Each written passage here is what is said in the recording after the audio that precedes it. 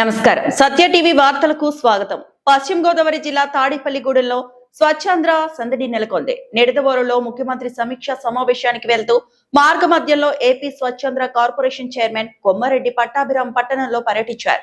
Tanuku road bus stand సమీపంలో municipality ఏర్పాటు చేసిన స్వచ్ఛతా బోర్డులను, సుందరీకరణ పనులను ఆయన స్వయంగా పరిశీలించారు.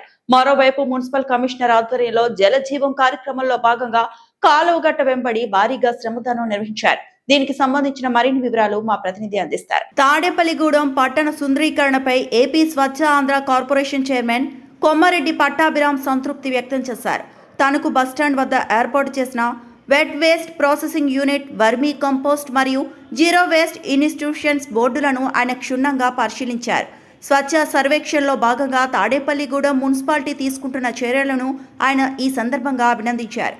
ముఖ్యమంత్రి ఆదేశాల మేరకు ఆంధ్రప్రదేశ్ను దేశంలోనే అత్యంత పరిశుభ్ర రాష్ట్రంగా తీర్చిదిద్దేందుకు ప్రతి ఒక్కరూ నడుం బిగించాలని చైర్మన్ పిలుపునిచ్చారు. తడి పొడి చెత్తను వేరు చేయడం ద్వారానే వ్యర్థాల నిర్వహణ సాధ్యమవుతుందని, ప్రజలు బాధ్యతగా వ్యవహరించాలని ఆయన సూచించారు. ఇక ఇదే తరుణంలో పట్టణంలో స్వచ్ఛాంధ్ర స్వర్ణాంధ్ర కార్యక్రమం జోరుగా సాగింది.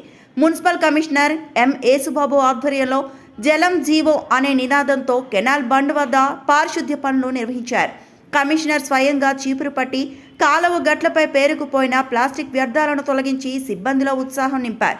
వనరులను కాపాడుకోవటం మనందరి కనీస బాధ్యత అని కమిషనర్ పేర్కొన్నారు.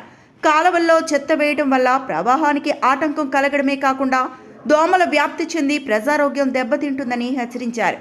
ఈ కార్యక్రమంలో మున్సిపల్ అధికారులు రవి, సుధాకర్, సీతారాం ప్రసాద్తో పాటు పలువురు సచివాలయ సెక్రటరీలు, సిబ్బంది పాల్గొని శ్రమదానం చేశారు.